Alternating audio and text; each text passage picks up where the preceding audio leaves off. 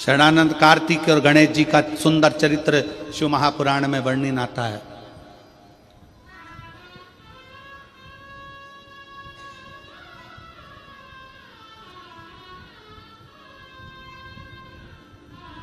भाई की संपत्ति भी कभी मत सोचना कि मैं इसको अपना बना लूं, इसको धक्का देकर निकाल दूं, ना ना,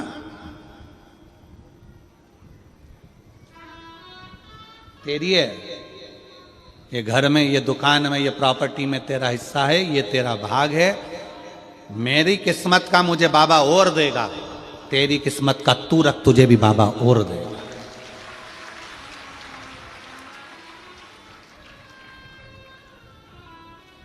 जब किसी भाई भाई को संपदा के लिए लड़ते देखते हैं, संपत्ति के लिए लड़ते देखते हैं, बड़ा दुख होता है सोचकर, बड़ा दुख।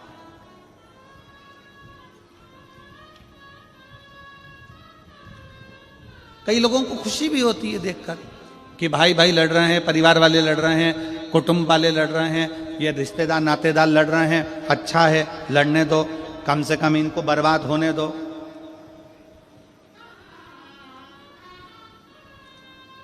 कई लोग हंसते हैं, कई लोग देखकर खुश होते हैं।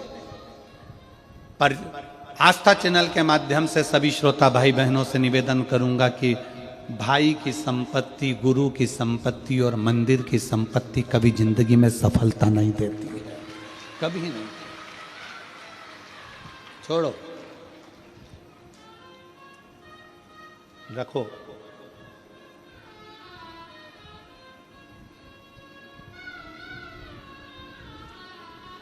इस संपदा को अपने पास रखो।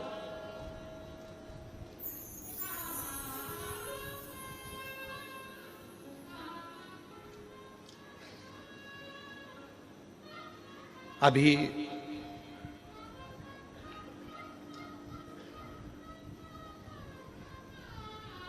एक हमारे सीहोर की ही घटना थी। हम अभी जब सीहोर गए रायपुर से, तो बताया कि सीहोर कुबरेश्वर धाम से विठले सेवा समिति कई बच्चों की पढ़ाई का खर्चा उठाती है, उनका एजुकेशन कराती है। आप लोग जो ये दान देते हो ना, इस दान को आप लोगों ने दिया है तो एक बार जाकर कुबरेश्वर धाम पर देखा भी करा करो कि तुमने जो दान दिया वो कहाँ कहाँ लगा। समिति, कई बच्चे ऐसे हैं जिनको पढ़ना है, पढ़ने के लिए पैसा नहीं होता। तो एक अभी हम रायपुर से जब सीहोर गए तो बताया कि एक बेटी आई थी, कॉलेज पढ़ती है, उसको एग्ज़ाम देना चाहती है, कॉलेज की फीस बहुत है। उसने एडमिशन ले लिया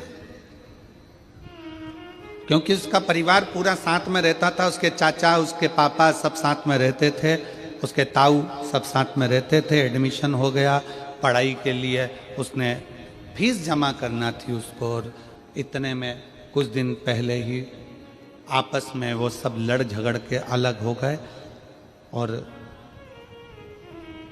पिताजी भी किसी कारणवश उसी टेंशन में समाप्त हो गए। अब उस बेटी का कोई फीस जमा करने वाला नहीं।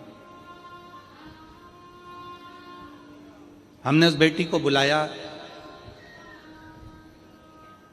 उसकी माताजी भी आई। हमने पूछा कि बेटा, ये आपका इतना बड़ा परिवार है, आप इतने बड़े परिवार में रहती हो और आपकी फीस क्या परिवार वाले जमा नहीं कर रहे? नहीं, उनने तो घर भी पापा से मरने के 15 दिन पहले सिग्नेचर करवा के रख लिया।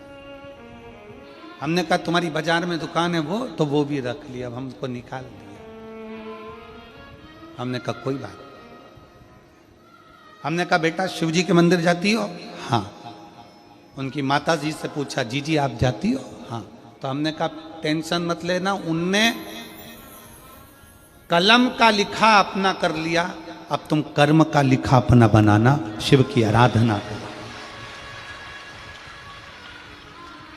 फिर धाम से कॉलेज में फोन किया गया कि ये लड़की है, ये बेटी है, इसका फीस जमा होना है, कितना कितना बचा है।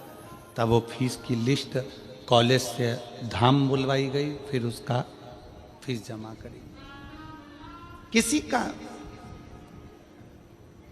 धन, किसी की संपदा, किसी का भाई की दौलत, भाई की संपदा, मंदिर की संपदा और गुरु की संपदा कभी अपनी नहीं बनाई। वो कष्ट देते, कष्ट देते।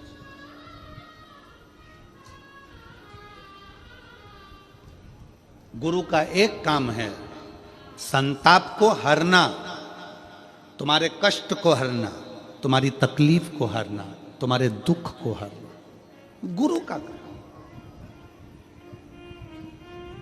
शिव क्या करते हैं?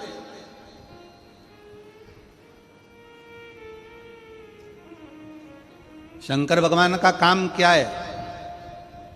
भगवान ब्रह्मा जी ब्रह्मलोक के देवता हैं, भगवान विष्णु बैकुंठ के देवता हैं। शंकर भगवान से पूछा गया कि तुम कहां के देव बनोगे, तो शंकर भगवान कहते हैं मुझे पृथ्वी दे दो। ब्रह्मा जी ने कहा आपको मालूम नहीं है, मृत्यु लोक दुख जंजाल है, पूरी पृथ्वी पर केवल तकलीफ ही तकलीफ, दुख ही दुख, कष्ट ही कष्ट है। आपको मालूम नहीं है?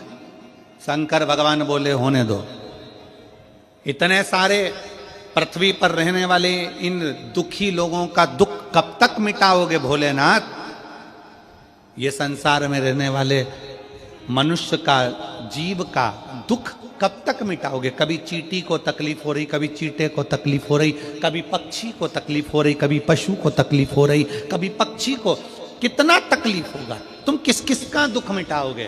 शंकर भगवान कहते हैं सुनो ब्रह्मदेव, भूल से भी अगर कोई मेरे शिवलिंग पर एक लोटा जल चढ़ा देगा, उस दिन से वो मेरा पुत्र कहलाएगा और उसका दुख मिटाना मेरा काम है।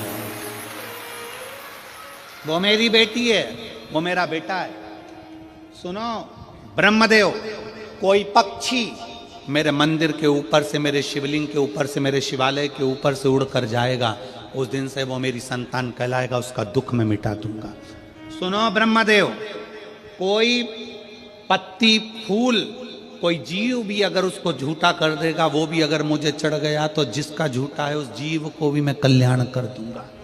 सुनो ब्रह्मदेव, पानी में रहने वाली मछली, मगर, सर्प, जलचर, थलचर जो भी होंगे, वो पानी में रह रहे होंगे, वो पानी भी अगर मुझ पर चढ़ गया तो उन जीवों का भी मैं कल्याण कर दूंगा जो पानी के अंदर निवास करते हैं, उनका कल्याण।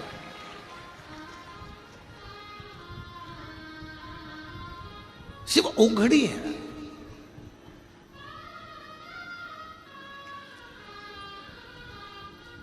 एक कॉपी को भरने में अपना पूरा पेन खाली हो जाता है, और घर परिवार को भरने में मेरे भाई, मेरे बंधु, मेरे रिश्ते, मेरे नाते, मेरे कुटुंब, मेरे कबीला, मेरे बच्चे, इनके लिए ये कर दूं, उनके लिए वो कर दूं, और पूरा जीवन हमारा खाली हो जाता है, पूरा जीवन,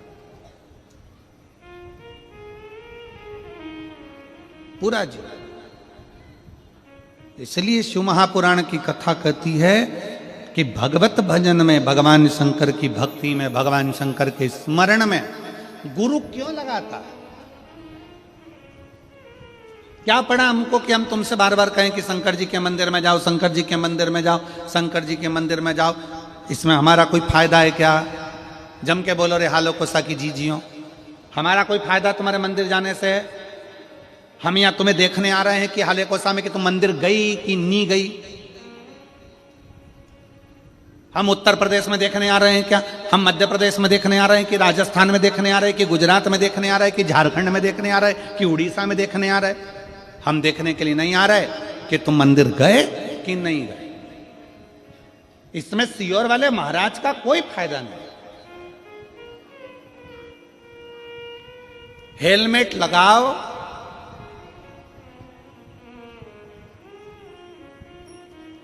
ना लगाओ, इस हेलमेट लगाने और ना लगाने से गवर्नमेंट का कोई फायदा है क्या? जम के बोलो जरा। नहीं, फायदा किसका है? तुम्हारा। हेलमेट लगा के जाओगे, कहीं एक्सीडेंट हो गया, गिर पड़ गए, शरीर अगर टूट फूट गया तो चल जाएगा, पर ब्रेन अगर डैमेज हो गया तो तू मर जाएगा। इसलिए हेलमेट लगाओगे तो मरोगे नहीं, इसलिए सरकार उस पर सख्ती करती है। इसमें पुलिस का फायदा नहीं है, इसमें तुम्हारा फायदा है कि हेलमेट लगाओ, हेलमेट लगाओ। बार बार क्यों कहते हैं पुलिस वाले? गाड़ी रोक के हेलमेट लगा। सीट बेल्ट लगाने के लिए क्यों कहते हैं? इसमें सरकार का कोई फायदा है क्या? सीट बेल्ट से जम के बोलो जरा। नहीं, फायदा किसका है? तुम्हारा। सीट बेल्ट लगाओगे, एक्सीडेंट हुआ तो एकदम धक्के से गाड़ी तुम्हारे आंखों में, सिर में कांच नहीं चुभेगा, तुम बच जाओगे। हेलमेट लगाओगे तो तुम बच जाओगे। इसमें सरकार का फायदा नहीं है। हेलमेट लगाने से सरकार का फायदा नहीं, सीट बेल्ट लगाने से सरकार का फायदा नहीं, फायदा तुम्हारा है। उसी तरह एक लोटा जल शंकर को चढ़ाने से सीहोर वाले महाराज का फायदा नहीं, फायदा तुम्हारा है कि कुछ ना कुछ अच्छा हो जाए।